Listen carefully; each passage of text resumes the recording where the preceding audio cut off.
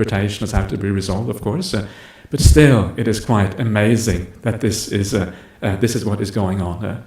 So I personally, I don't really have much doubt that, when the Buddha spoke about these things, he basically had a very direct understanding of how the universe operates.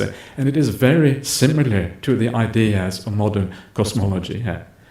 So based on this, the way that modern cosmology looks at the universe, they're trying to figure out how it all hangs together, whether it started at the Big Bang, what's going to happen to the universe at the end, is it just going to dissipate forever, is there going to be a new Big Bang at some stage, is there going to be a big crunch? All of these matters are still up for discussion in cosmology. There are certain favorite theories. I'm sure you heard about some of these, the multiverse and all this kind of stuff. But I am going to make a prediction here.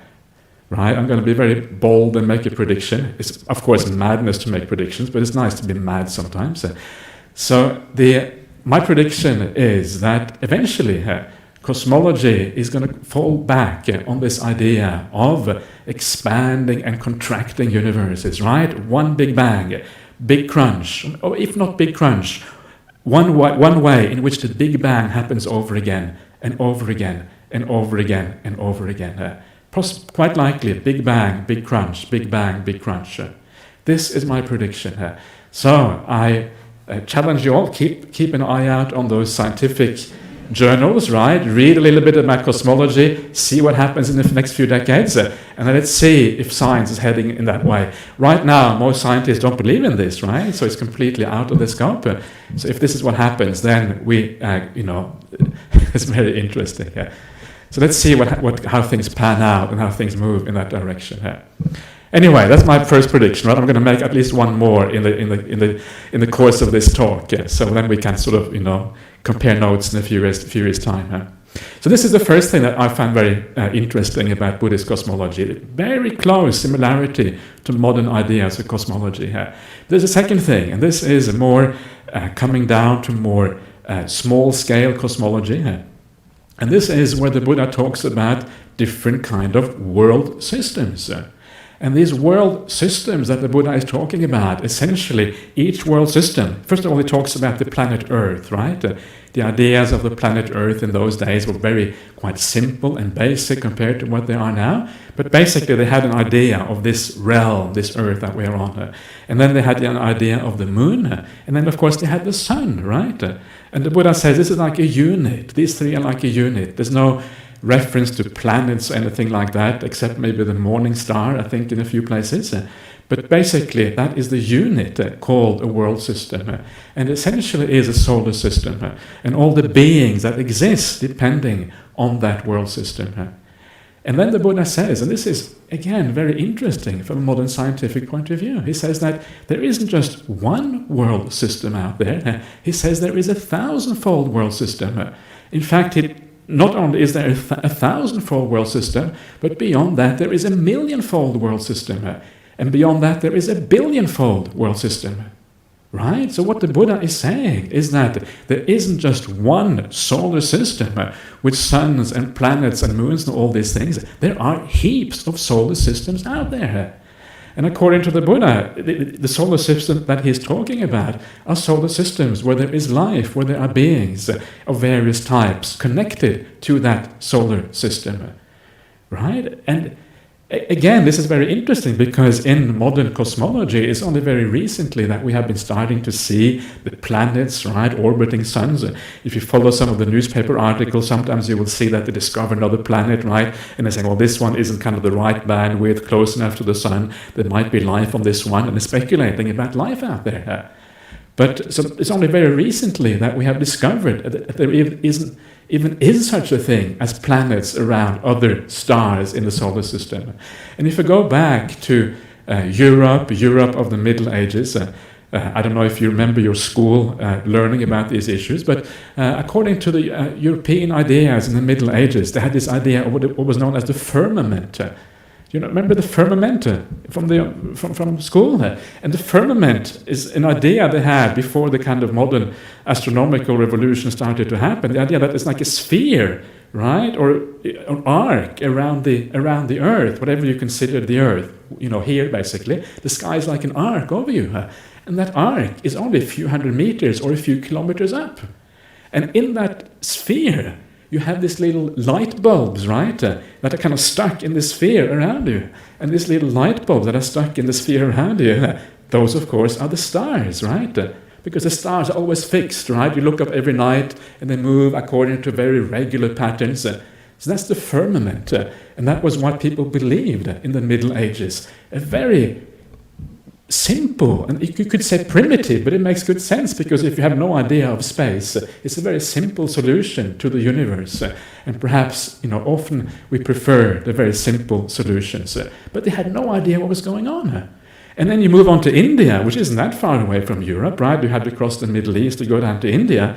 And there had been, the weird thing is that there had been exchanges between Europe and India, going a long way back into the past, back to the Greeks, even prior to the Greeks. There was exchange of trade and ideas between India and Europe. But of course, when Europe went into the Dark Ages or the Middle Ages, of course, all that knowledge was shut out, and it wasn't of interest anymore. So amazing then that 2,000 years prior to the end of the Middle Ages in Europe, there was this man in India, right? This man, we don't really have much familiarity with him. He's not known as the Buddha. He lived in India. And he said that there are these solar systems out there. Not only one or two, but billions of solar systems. And they all have planets going around. There's a sun in the middle. There's a planet. And there's a moon revolving around the planets. And then there are beings living in dependence of that solar system.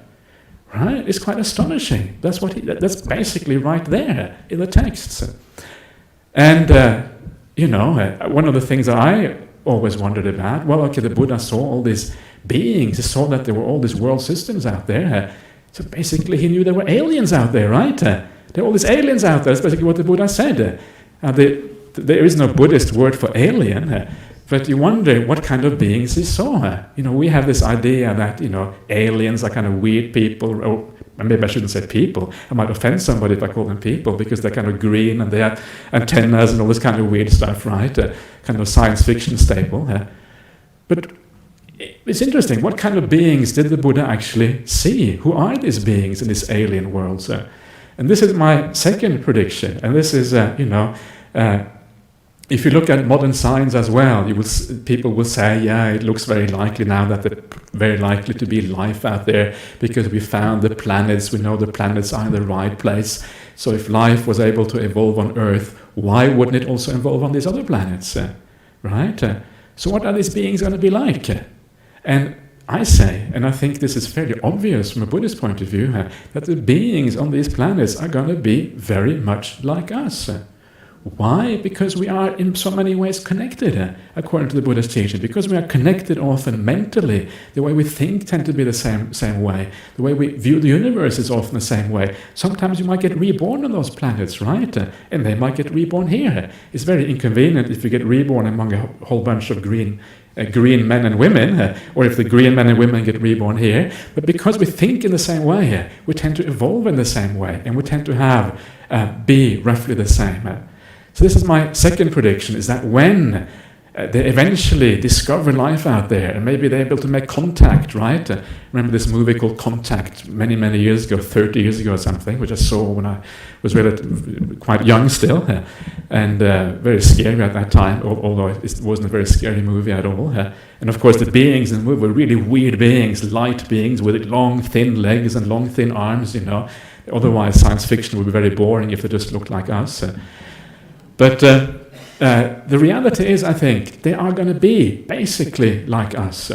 So watch that space as well. See what happens in the area of, scientific, contact, or how we're kind of looking at beings out there, and see what develops.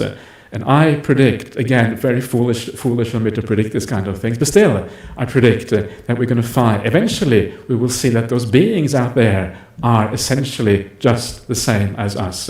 They're not really all that alien after all, right? They're pretty familiar here. So this is the second thing. And there's one last thing in this kind of, not really puzzle, but one last thing, one other discourse by the Buddha, which is also very fascinating. And this is one of the discourse that really, I think, caught my eye, perhaps the most. about the universe and about how the universe actually functions. And this is a discourse where the Buddha talks about the sun and about our specific solar system. And he says to the monks that in the future the earth will warm up, right? The sun will become hotter and hotter and hotter. And as the sun becomes hotter, the earth will start to warm up. And he specifically says the first thing is that the plants will start to die, right?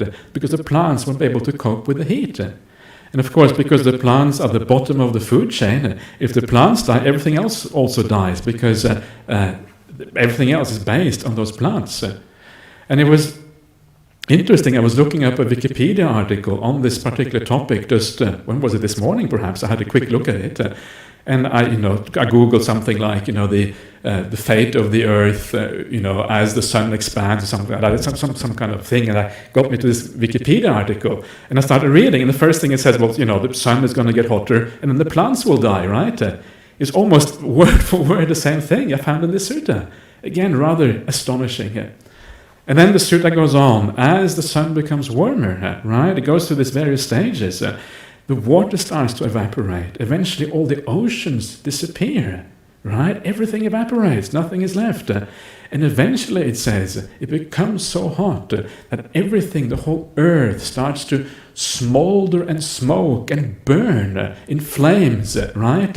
Mountain peaks come crashing down. Everything disintegrates. Everything is burned into nothing, and nothing basically remains. In one place it even says it just all ends up in ash and nothing is left behind. And again, it's incredibly hard to understand how this is possible, because of course from modern cosmology, modern astrophysics or whatever it is, they say precisely that. The sun will expand and eventually everything on this planet will burn up. There will be nothing left. All there will be this smoldering, burning planet full of smoke and nothing more. Right? We know that. For us it kind of makes sense. But how is it possible that this exists in a text which is 2,500 years old, spoken by a man in India who we don't even know who he was, basically, right? He had no access to these things. How could he possibly know this? This is like a fact. This is something which is so easy to establish, right? The sun will expand, everything will become hot. And then the Buddha says the same thing. Right? And then at the end of that sutta, end of this discourse of the Buddha says, who will possibly believe me? Who can possibly believe this except somebody who has seen the truth? In other words, the Buddha realized that this is just wild stuff for most people. Nobody can really believe this. It's just way out there. And because it is way out there, he had to say, but who will actually believe these things? Because it is so different from how we're used to looking at the world. So these are some of the things when I read the suttas that kind of stand out, and I think are kind of really, really, really powerful. And I warned you beforehand, when you hear all this, you probably think I'm some kind of religious nutcase, because this is kind of the things that people will often say, right? And often there may not be any basis for that. So one of the things, having looked at all of that and having made a few predictions about what might happen in the future, having looked at all of that, I just want to briefly discuss, are there perhaps any alternative interpretations? Is there a way we can explain why these things are there in the discourses of the Buddha that do not invoke some kind of, supernatural or different way of looking at the world? And very briefly, I want to talk about that. And of course, the first thing that people will often say is that, it may have been inserted later on. Right? This is kind of the first thing. A lot of the suttas are ancient, but maybe some of these things we'll kind of put in there at a later stage. But really, it is a non-starter, because these things are very, very modern ideas of the cosmos. Most of these things were discovered, in the second half of the 20th century. Some of these things in the first half of the 20th century. It's very modern ideas. And we know for a fact that these scriptures, this particular suttas, go a long, long, long way back. The particular sutta I was talking, all of these suttas, in fact, we can say with a great degree of certainty, go back at the very least to the time of Ashoka, Emperor Ashoka, about 2,300 years ago. These are genuinely ancient texts, and it's very easy to show that through comparative study of different texts and different traditions and these things. So the idea that it has been inserted later is basically absolutely impossible. No such thing can actually be the case. Then, of course, there is the other possible explanation that people may have, right? This is the explanation that all of these things are a matter of interpretation. We have to interpret these texts. When you read this text, how do you actually know that these things are not... How do you know you haven't interpreted these things in the wrong way? How do we know that we have understood the meaning of the Buddha in the right way? And actually, one of the things which I always have found that stands out in the Buddha's teachings, which makes the Buddha's teachings very different from the vast majority of any teachings you find anywhere else, whether it is philosophical books or books on other religions or whatever it is the simplicity and the directness and the ease of understanding of these teachings. Right? Very often it's very simple prose, it's very easily explained. You open it up, you can understand straight away what's going on. If there is a metaphor, if there is a simile, if there is a parable, if there is a story, it's a simple story with often a very powerful message, but it's easy to understand how it fits in with the surrounding texts around it. There's usually not that much difficulty in interpreting these texts. It's very, very different from the vast majority of ancient texts, which often are stories and things which are, always need to be interpreted to actually give meaning. This is not mythology. This is somebody who very clearly talks about his own experiences and his own understanding of the world. And for this reason, when you read something like, the sun becoming hot, right, and eventually burning up the whole earth, there is no doubt about what it means. There isn't really any alternative explanation to this. I know the Pali language fairly well. I can read those ancient texts in what is pretty much very close to the language used by the Buddha himself, and there really isn't much doubt about the meaning of these things. So I would say that the idea of interpretation actually is not really a very likely explanation for how these things for how these things can be there, because it is actually quite easy to interpret.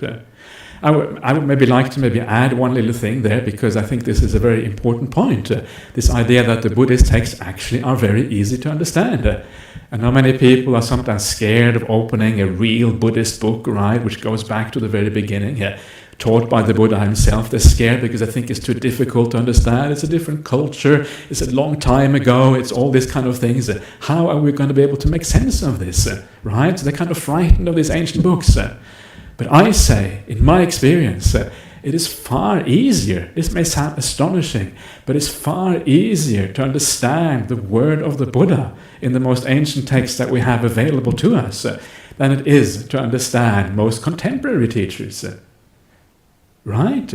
Sometimes when I read books by a contemporary teacher, not sometimes, most of the time, I often wonder, what are they really talking about?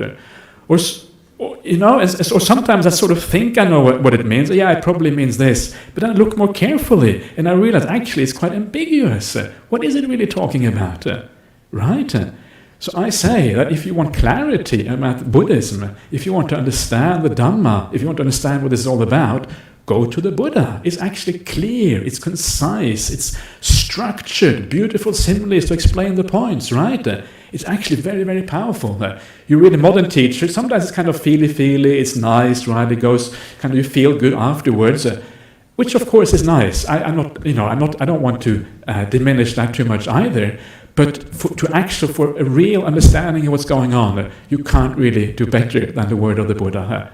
So it's actually the reverse, in my opinion, what most people say. Most people say, I want to read these other books first because they're easy to understand. No, they're actually hard to understand. Go to the word of the Buddha. That is what is easy to understand. So interpretation, forget about interpretation. There isn't much interpretation required. So that too, to me, doesn't really work as an explanation. Now the third maybe explanation that can explain these things in the suttas, so we can avoid what some people feel uncomfortable if it is some kind of different kind of idea from our ordinary worldviews, is that it's just a coincidence, right? The Buddha was talking about these things. He had his philosophy about the world. He said, okay, this is the way it is. And then by some coincidence, it happens to be exactly the same as what we have now, right? And of course, that is always a possibility. You can't discount that. But the more facts you have, the more things that kind of fit in line with modern ideas, the less likely, of course, a coincidence is.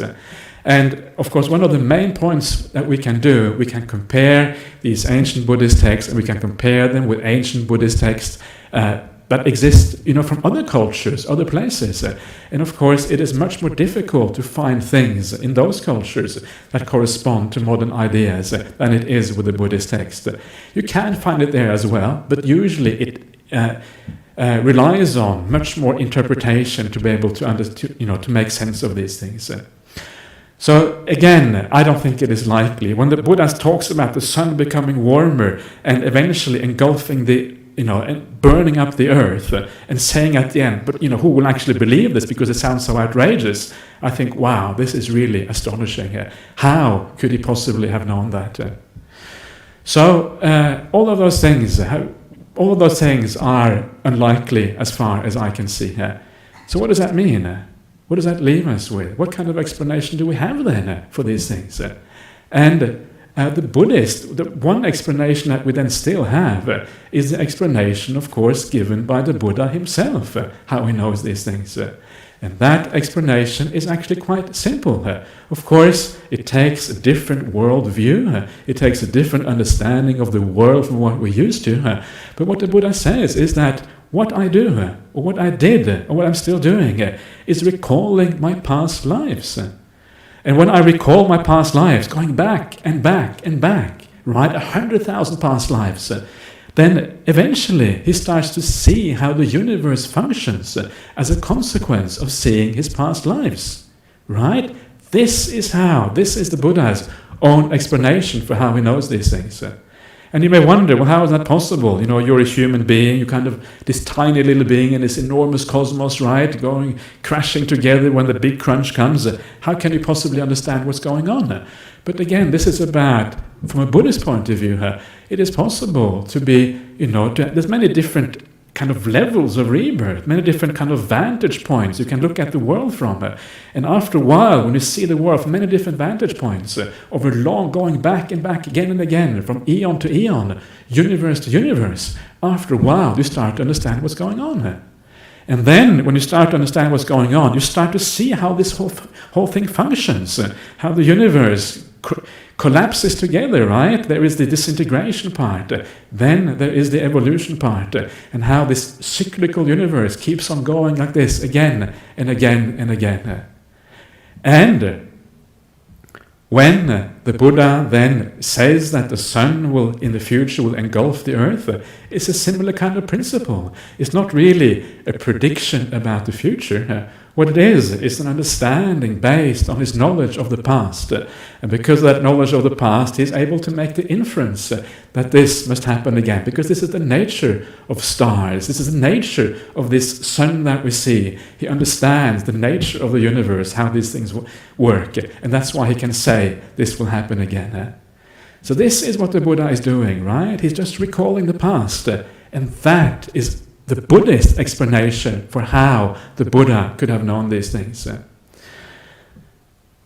So, what does all this actually mean? Right? I'm talking about all these things, and probably you wonder now, what is all this? Why talk about all these things? Okay, what has it got to do with my practice right here, right now? It's important to get back to those things. Sometimes you kind of get these highfalutin ideas. You get away from the present moment, which really is where we have to do things and get things sorted out. So why all of this? Why all of this stuff? And the first thing for me that occurs to me when I read these things is that if you want some good evidence for the idea of rebirth, there's lots of really good evidence for the idea of rebirth, right? But this is just like one more little piece that for me actually is evidence for the idea of rebirth. Basically because there is no other way that the Buddha could have known about these things. Here is a man who lived in quite a simple culture, right? India, 2,500 years, very simple, no internet, right? All those kind of things, very basic things. And when you live in that simple culture, you're just kind of sitting at the root of a tree, right? Imagine yourself going into the jungle in India 2,500 years ago, and you see this man sitting at the root of a tree. And yes, he's a very impressive man, right? You see him very peaceful, very calm. When you talk to him, you get this feeling of enormous compassion, enormous understanding, this wisdom. You ask a question and he answers you in very simple terms, but with great profundity. And you get this feeling of somebody who is really special, right? Somebody very special. But still, it is still hard to really grasp what's going on. But then you look at the suttas and you start to realize who the Buddha actually was. He had this mind that encompassed basically the whole universe. He understood all of these things that was going on through the recollection of his past life. So not only is it a good evidence for the recollection of past life, but it says something about the Buddha as a person. Right? You see this man sitting at the foot of the tree, and it's like he has the whole universe in his mind. He has this whole idea of universal expansions of big bangs and big crunches in his mind, understanding what's going on and relating it all to rebirth and to aliens out there and all these other kind of things. And you get some feeling for somebody who has a very different kind of viewpoint and image and vision from the vast majority of us actually have. Most of us, we're trapped into our own little world, right? This is my world. This is who I am. And we are missing this big picture of things. And this is one of those things that makes the Buddha so astonishing.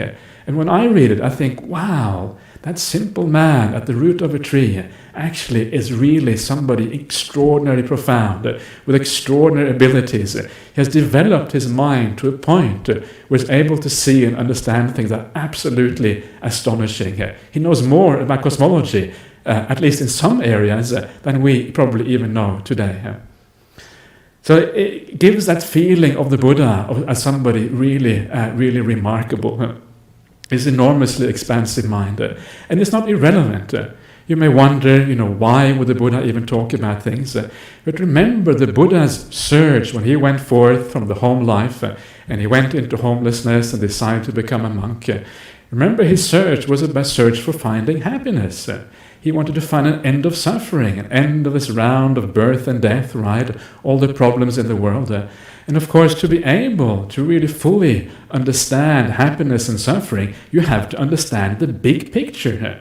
You can't just look at this life and say, I understand everything about happiness and suffering. You really have to understand the whole universe. You have to understand the potential. Where might I get reborn? Is there a place where I can get reborn, where I will be safe, where I will be lost forever after? You have to understand everything. Only when you understand the big picture can you make a decision about where freedom from suffering actually exists and where true happiness can be attained. And this is why these things actually do matter. So, when I read these things, I start to get this feeling about the Buddha. The Buddha is a man, right? He's a person, just like each one of us here. But there's something going on inside of the Buddha. The mind of the Buddha is extraordinary. And this is one way of approaching the Buddha, to see the profundity of what is going on. At least for me, it's kind of powerful. Even when you start to get into deep meditation, that of course is when it really starts to come together. But even these ideas give you some idea what's happening here. But having said all that, I was really recently discussing with somebody about some similar issues on some kind of forum somewhere. This was basically a forum we were discussing about a translation of suttas and these kind of things. And I mentioned this because I thought this is really powerful. And he said, yeah, why do you worry about that? Shouldn't we really focus on the core teachings of the Buddha? This is all kind of, it's interesting, but let's go back to the essence. And actually, it's a very important point, right, he's making. Is this really to do with the essence of the teaching? Yes, it gives us some idea of the Buddha as some kind of remarkable person. It gives us some sense of rebirth, perhaps. But how does it fit in with the broader view of Buddhism? What is it really about? Does it really matter? Is it actually something that really we should focus on? And of course, the interesting thing is that when you read these suttas that have these particular explanations, the Buddha doesn't say, well, this is my philosophy of the universe. Here is the philosophy, take it or leave it. That's not how it works. When the Buddha talks about these things, they are like incidental matters. These are not the core things that he talks about. He doesn't present a philosophical view. He doesn't present the cosmology that you have to take or leave. What is an incidental matter to other things that he's talking about. And those other things are the real Dhamma. And these are just illustrations of that real Dhamma. And this is what is so powerful, right? It's like, here he's saying things that, for me at least, are absolutely astonishing, coming from 2,500 years ago. But the Buddha is only using them as illustrations for a much more important point. So what is that much more important point? And let us take the sutta with the sun, right? Where the sun becomes hotter and hotter, and eventually everything disintegrates and everything is abandoned. Well, towards the end of that sutta, and this is the context, right? The Buddha says, this is how impermanent everything is. This is how unreliable everything is. This is how unstable all conditioned phenomena, everything in the world is so unstable. And then he says, it is enough to have kind of repulsion, to be repelled by this. It is not enough to have dispassion towards it. Dispassion means give up desire, craving for these things. It is enough to be liberated from all this. This is the bigger view, the idea of impermanence. So this is right, the carry-home message, right? The idea of impermanence. All the other stuff is kind of by the by. It is okay, incidental things. Actually quite interesting when you look at it, but from the Buddha's point of view, it's a side issue. The real issue is impermanence. But of course, when we hear talks about impermanence, it's not as exciting, right? But actually, this is the real deal. This is the real stuff. This is what we should focus on. Impermanence is what matters. So let me just talk very, very briefly about impermanence, very, very quick, just to finish off this talk, because it is so important. The first thing to know about impermanence, the Pali word for this is anicca, anicca, and it doesn't just mean impermanence. To me, the idea of impermanence has always been a bit like, wishy-washy, not really sure what it means. What impermanence, what this word actually means is like unreliable, right? Anything which is truly anicca is unreliable. It's like an unreliable friend. If you have an unreliable friend and you ask them if they can do something for you, you never know whether it's going to be done or not, right? The world is like that. If you ask something from the world, like Ajahn Brahm likes to say, if you ask something from the world, it is likely it will not happen. And yet we are always asking things from the world. This is what attachment is all about. When you are attached to someone or attached to something, you're basically asking them to be there for you when you need them. And of course, one day they won't be there. So impermanence, unreliability, instability. Very often when we talk about impermanence, we talk about impermanence as something we do in meditation practice, right? You sit down, you watch the impermanence of all phenomena, you watch your mind, you watch your body, and you see how things are kind of arising and passing away. This is one of the favorite ways of talking about impermanence in Buddhism.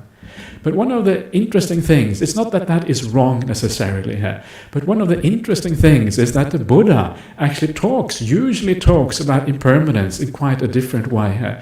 For the Buddha, this is a big picture thing. And very often the Buddha will start off with saying that all the things around you in your life are unreliable, they are impermanent, they're unstable. If you're attached to them, you're going to suffer as a consequence, right? Our possessions, everything we own in this world, our friendships, our family members, our partner in life, all of these things will eventually have to go. Often they go before you die, at the very latest when you pass away. Your status in this world, right? Our status, our sense of identity has very much to do with this world, because it's this world that we have built up this sense of identity. It has to do with how we fit into the network of things. This is my identity. I'm a Buddhist monk, right? If I cling too much to that, when I die, I'll be very disappointed, because I won't be a Buddhist monk anymore, because the spirit that moves on is not really a Buddhist monk. The spirit is just a spirit, right? Maybe you have, maybe you have Buddhist, I wonder whether the spirit has robes. I don't think the spirit has robes on her. The spirit kind of just moves out, right? So you lose your robes and you think, no, monk life was actually very good, right? The Buddha says, cling on to those robes because they're going to give you a lot of happiness if you practice in the right way. But at that point, you can't cling on anymore. That has to go. Your status as a monk, right? whatever that is, our occupation, our whatever it is in this world, and so many things, our education. Often we think about our education, our success in business life. All of these things, everything we identify with, all of that has to go. So this is the Buddha telling us about impermanence. So don't cling too much. Don't hold on, otherwise you'll have serious problems. Then he talks about death. Death is also a serious problem, right? Everything again being impermanent. But then, and this is kind of the importance, right? The interesting thing about the sutta, with the sun kind of, becoming warmer and warmer and disintegrating the whole earth. Everything is impermanent. Absolutely. Our whole civilization, the whole planet Earth, all the cities, all the things that we've been trying to build up, all the things that we've been taking so much care to try to keep in this world, absolutely everything will be gone. History will be wiped away. There will be no more history anymore. There will be no more humans. You may, even the people who kind of create a legacy and are remembered sometimes for millennia afterwards, that too will be completely wiped out. Nobody will know anything about what happened on this planet a few billion years down the line, right? Absolute impermanence, absolute unreliability. This is how unreliable everything is. And then the Buddha, of course, says, as I was saying before, when you see that, when you understand the absoluteness of this unreliability, you stop desiring these things. You give up the craving for this, right? You become actually repelled by it. You think this is all suffering. No, I don't want to have it anymore. And when you become repelled by it, and when you let go of the craving for all of these things, this is the consequence of seeing this. Then you gain liberation. And that is what this really is all about. And in the meantime, we can talk a little, a few niceties about Buddhist cosmology and all that. But this is the real message of the Buddha. Very, very powerful message. And that is the context in which everything else needs to be seen. Okay, so there you are. That's the talk for tonight. Yeah.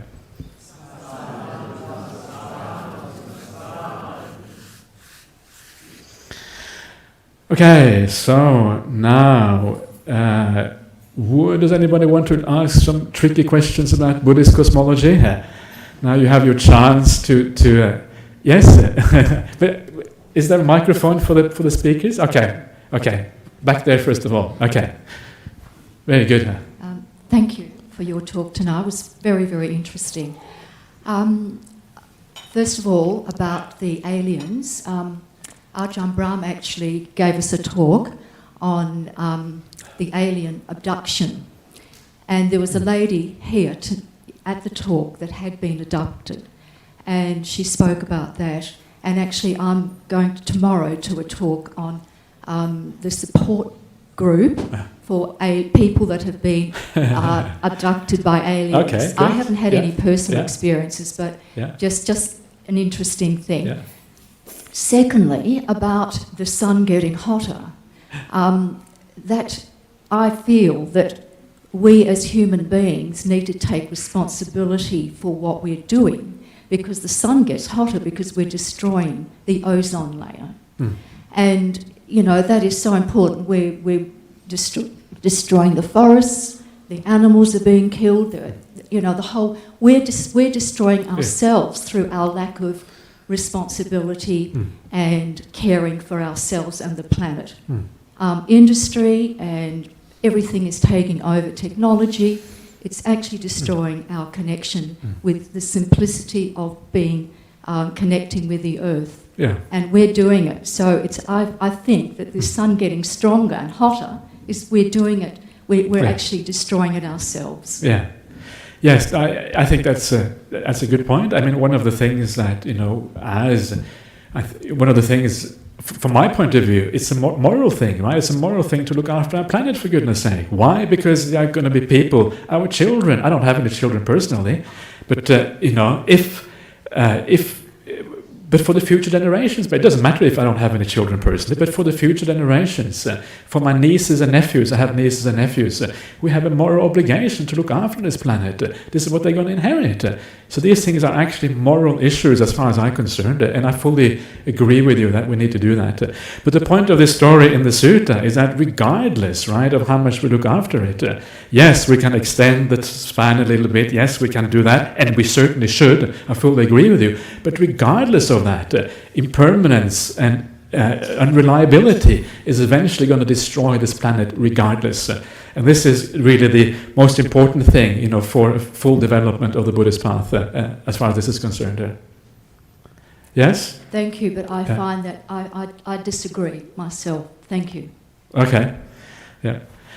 And the other thing about alien, I also like this idea of alien abductions, because I think that I think you have to take people's ideas seriously, right? When people have this experience, you can't just dismiss it, and often you say that you are just crazy or whatever. People often have this experience. They're important to take into account. And I think, I'm not sure exactly what Ajahn Brahm said on that talk. I don't usually listen to the talks that he gives here in Olamara. But I think I think it is an important point. And one of the other interesting things about the early Buddhist suttas, which I always found fascinating, and I wonder why don't we see this in the present day, and that is there is often the meeting between humans and beings from other realms. You often see that in the suttas, right? Some kind of interaction going on there. And I think that maybe the modern day equivalent of that is precisely alien abductions or contact with these beings, right? What we're seeing is not some kind of alien coming from a planet far away. What we're seeing are just beings that may, actually be among us already, be part of us already, but what we can't see for various reasons. And then there is that interaction going on, right? This is pure speculation, of course, but a bit of speculation is always fun. So that's my understanding of alien abductions. That's how I would see that. Ajahn, the beginning of the universe isn't discernible. Yeah. So I don't want to go, therefore the end of the universe isn't discernible. I'm wondering, is this some kind of nibbana state that exists, in the universe? That's kind of independent of the destruction of the world and all the rest of it. Some kind of infinity would be the word I would use. Okay, well, nibbana is the ending of things, right? This is kind of the point about nibbana. So nibbana literally means extinguishment. Something is extinguished, and the standard kind of simile that you find in the suttas is a flame going out. And the first thing that goes out are the defilements, greed, hate, and delusion go out. And then the khandhas disappear, right? So to say about Nibbana being a state is really misunderstanding what the point of Nibbana. Nibbana is the ending of things. And that's precisely why it is the highest happiness. This is kind of the weird thing about it, right? The ending of things is the highest happiness. It goes against our normal grain of seeing things. So yes, Nibbana is beyond this universe. Nibbana is nothing to do with that. And that's the escape from this kind of whole thing.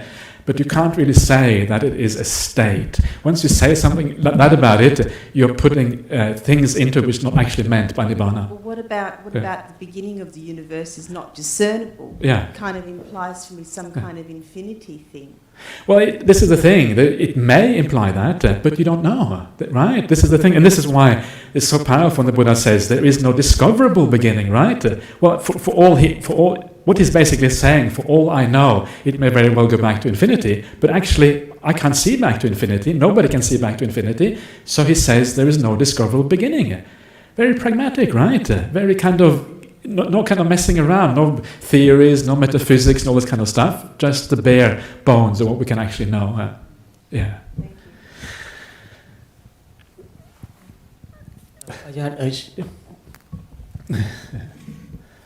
Thank you. Great.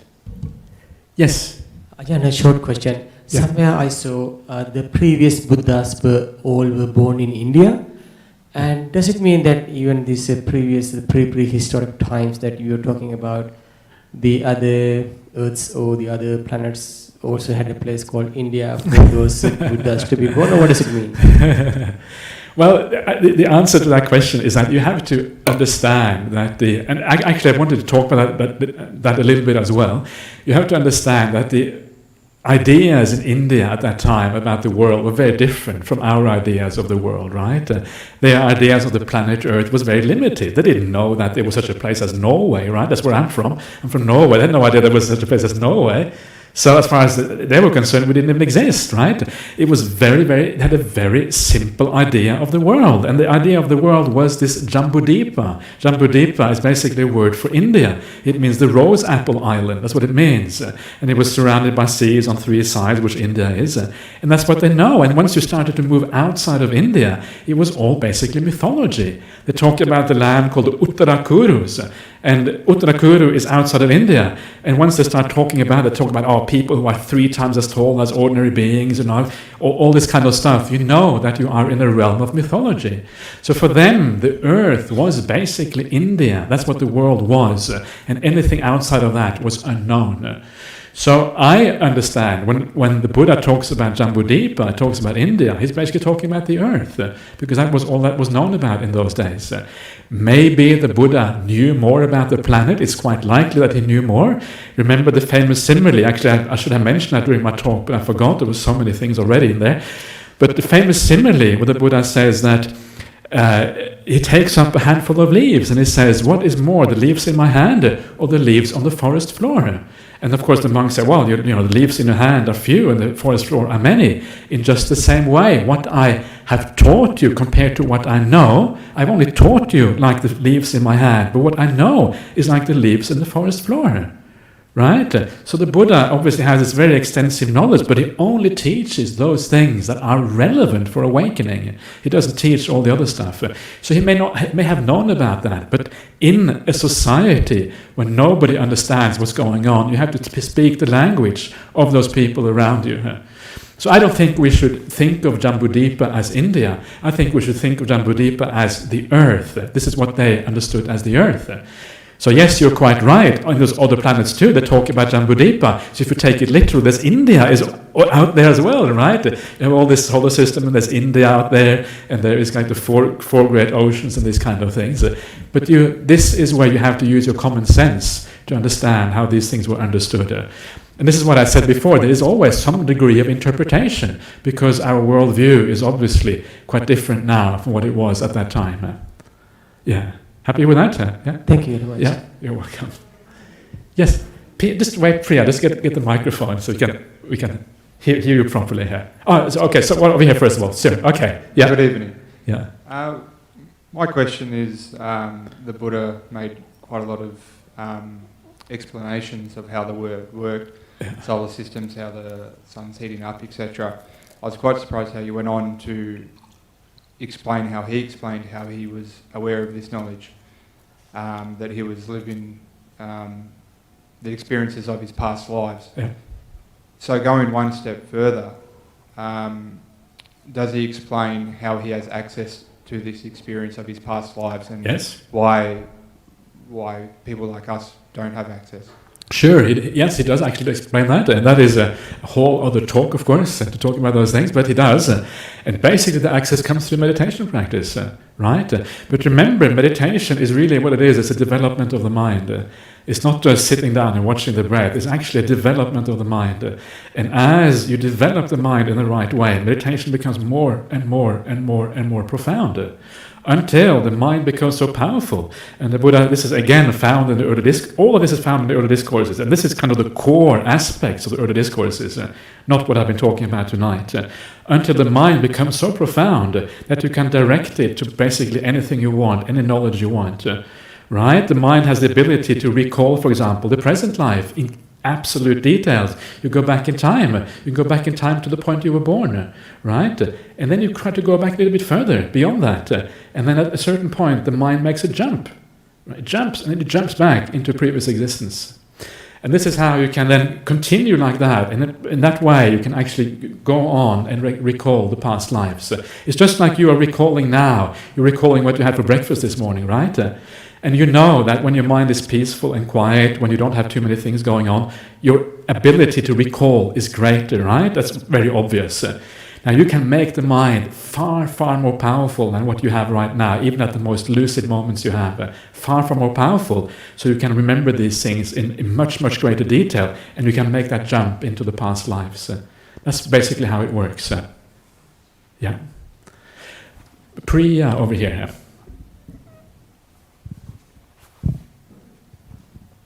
I think what he said is part of what I was about to say. Okay. The fact that the modern world being what it is now, it's all about Star Wars and other planets, Yeah. other planes of existence. The very fact that the Buddha said all this 2,600 years ago, and purely by developing his mind, I think we just don't publicize that enough. And the last, Yeah. the perception of the Buddha is mainly about the meditation and, so Yeah. the Yes. world that is involved. Yeah. The last Sure. census, I Yeah. think, said that about 27% Australians said their religion was Star Wars. So Well, yeah, right. Jedi, they the have been joking, Jedi Knights or but, whatever. Yeah. But Sure. I think Yeah. the fact that all Yeah. this was I think it. Yeah. I personally find it very interesting, but I also know that some people find it off-putting. Yeah. Because they find that, this is kind of religious talk, this is not reality, there is another explanation for these things. Sometimes you are so, we're all set in our views in a certain way. This is just, you have to be that. You have to have something to stand on in life, right? Nobody's able to abandon all views and stand on nothing. It's just impossible. But what that means, because we are set in our views to a certain extent, it means that sometimes you discard things that actually have a solid foundation without really investigating it properly. And to me, this stuff is really powerful. But other people are going to be put off by these kind of things. And I think this is part of the problem. So I agree, and this is why I'm talking about it tonight. So I think it's great to publicize it a little bit. And some people will write me off as a basket case or whatever. But I think the things which have to do with meditation practice, because it is so immediately apparent and so obvious what's going on, it is more easily accessible to people, and for that reason, more broadly acceptable, probably. Possibly, but I think you have a point, and maybe we should do something about that. Well, the fact is they believe all this without any actual proof. There are all theories out there, Hollywood theories, etc., and they are prepared to believe that. You spend a lot of time watching all that. Yeah. So the fact that that the Buddha did all this purely by developing his mind. Yeah, it's really mind blowing. I think anyway. Yeah. Okay, let's have a look at some of the overseas questions. Okay, I will just get out my glasses because I'm getting too old now to be able to read these things by glasses. So, let's see what this says. Okay, so this is the first one from Dirayupa. Hello, Dirayupa. I know Dirayupa very well. She comes to the monastery quite regularly from Thailand. Did the Buddha mention anything that could be interpreted as a theory of evolution when he talked about mankind? Did he say anything that could be interpreted as a theory of evolution? Good question. I don't think that the Buddha actually talked about the theory of evolution. I don't think the theory of evolution is a problem from a Buddhist point of view. I think it's perfectly acceptable. I don't think that there isn't a problem there. But remember, the main point of the Buddha is the evolution of the mind, right? How we develop the mind. That is what really matters in Buddhism. Whether our physical bodies are kind of developed, through evolution, through genetic mutations and these kind of things. I think, apparently the evidence for this is very, very good. So I don't have any problems with evolution whatsoever. But I don't think it really is the main purpose of Buddhism. The Buddhism is about the mind, and the mind has a different kind of evolution. The evolution of the mind is explained through the laws of karma. They are what explain the evolution of the mind. And that is what we want to focus on, because once you pass away, it doesn't really matter, whether the next generation is going to, inherit your genes or what's going to happen to the next generation. If you pass away, you want to continue to develop your mind and to move in the right direction. This is what matters. And our physical bodies are kind of incidental. They don't really matter so much. We try to get rid of them. Even in meditation, you try to kind of get rid of that. I'm not aware of anything, and I think that quite likely the Buddha may not really have, understood that or been interested in that, because it wasn't really part of the thing that the Buddha was interested in. Okay, next question from over. Okay, this is from Uppal in Sri Lanka. According to Ratana Sutta, it can affect environmental conditions. Is this true? Can chanting help people to be peaceful? Okay. This is a very difficult question, and I don't really know. I mean, the Buddha, there is a little bit of evidence. Again, what we have to do here to be, if we're going to be serious about Buddhism, we have to distinguish between early Buddhism, right, the very earliest things, and later Buddhism. So is there much evidence? Did the Buddha really talk about, the chanting or the recitation of suttas? In those days, it was more like recitation. And there is one very interesting reference in the suttas where the Buddha himself is ill. He's sick, right? The Buddha is sick.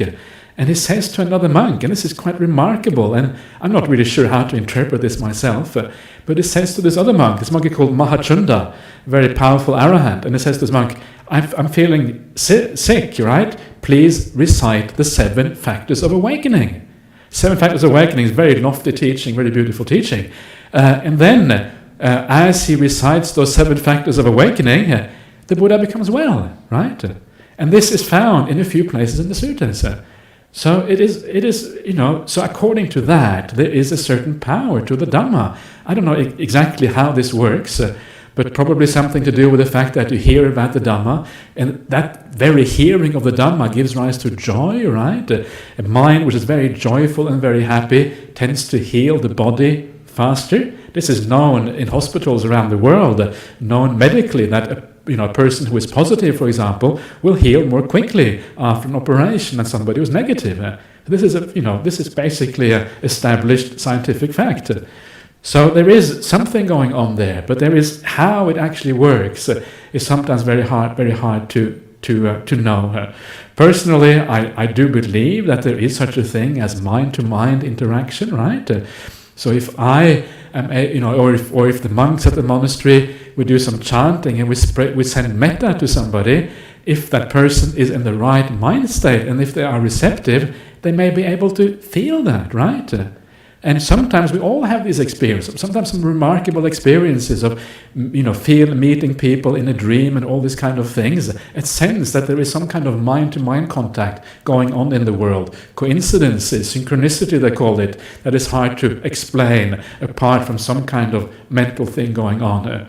So I think so, but it depends on many factors, whether it really works or not. And it's very hard to know. In the end, I think we can maybe do scientific studies on this, right? To see if it really works or not. So can it help? Definitely, I would say yes, for at least one reason, and that is the placebo effect. The placebo effect is scientifically known to work, right? So if you say you're going to chant for somebody, straight away they will feel better, right? Because, somebody's chanting for me. How nice that is, right? And then they will feel better straight away. It's called the placebo effect. So even if there isn't anything else going on, at the very least, the placebo effect is working. So always good to chant for somebody. So sorry for that slightly roundabout answer, not too clear. I don't, it's hard to know these things with absolute certainty. Okay, last question. From Night Dragons, is that your name? I'm not... Okay, well, you talked about the body feeling light in meditation, but when I relax my body, it feels extremely tired and heavy. Do you have any advice for those of us who feel in this way? Okay, well, welcome to the majority, the silent majority who you don't normally often don't hear from. Actually, you hear from them all the time, because when you teach meditation, it's a very common experience. Right? You come to Dhammaloka Center on a Friday night, you've been working really hard for a whole week, you have family, you have kids, you feel burnt out, and all you really want to do is rest. And the natural inclination of the mind and the body is to go to sleep, right? You feel tired. And it's okay, for goodness sake, please fall asleep. I love it when people snore during the meditation here. It's great, at least they're relaxing, for goodness sake. And if we can't relax in meditation, when are we ever going to relax? Never going to relax if we can't relax here. So please relax, snore. Snoring is like a nice rhythmic sound, right? You take the snoring as a meditation object. Oh, the beautiful snoring. Please don't get upset if people snore. Have sympathy for them, right? They need that. They're falling asleep. So, and then you kind of make that a positive thing here. So, yes, it is very common, and very often in the day-to-day meditation, that is what we're going to experience. In fact, I have a monastic friend, I often tell this when I teach meditation retreats. He's been a monk, he's a very good monk, he gets very good meditation, but he says that every time he sits down to meditate, the first 15 minutes, he's like this, right? Nodding away. And then when the tiredness clears, his mind becomes bright. And then he goes into the bright meditation states. So please do that. Follow what some of these monks do, right? Because some of these monks get really, really deep meditation practice. So do what they do, you will maybe be heading in the same way. So don't worry too much about that. Just know that as you practice the Buddhist path, all of these factors that tend to come together over time, and as they come together over time, your meditation gets lighter and brighter and more at ease. Your body and mind feel less tired. You feel more relaxed, right? You come to the meditation session, and year by year, you feel things are going better. Then you go on the meditation retreat. And it is when you go on a meditation retreat that you really find out whether you are improving in your practice or not. And then you see that your tiredness falls away, right? Because you are away from your family, you're away from your job, you're away from all these burdens in the world. And people work far too much these days. They sleep far too little. All of these things are well known. We need to sleep more, we need to rest more. At the very least, when we go on retreat, we start the first few days by sleeping 12 hours a night or whatever, right? Really just go for it. And then you rest nicely. And then when you're nicely rested, then your meditation comes together here. This is how it happens. So notice that the only thing that matters is not how your meditation works now. That's irrelevant. The only thing that matters is what happens in your meditation over the months, over the years. If you see that there is an improvement over time, that is what matters. That's really all you can be looking for, because you don't know what you're starting out with. We're all starting out at different places. Don't expect anything in particular. The only thing you should expect is improvement. And then you're on the right path. Okay, so that is all for tonight. So let's pay respect to the Buddha Dhamma Sangha.